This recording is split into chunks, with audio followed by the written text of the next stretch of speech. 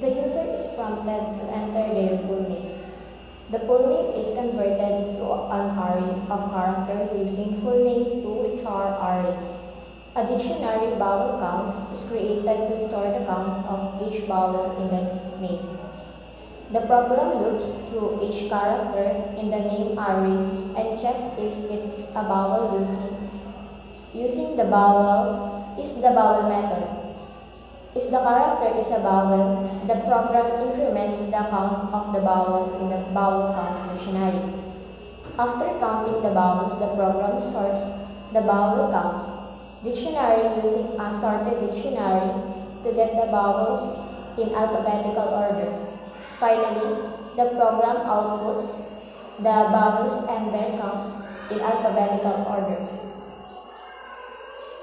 The isVowel method is a helper method that checks if a given character is a vowel or case insensitive. When you run the program, it will prompt you to enter your full name, and then it will output the vowels in your name in alphabetical order along with the count of each vowel.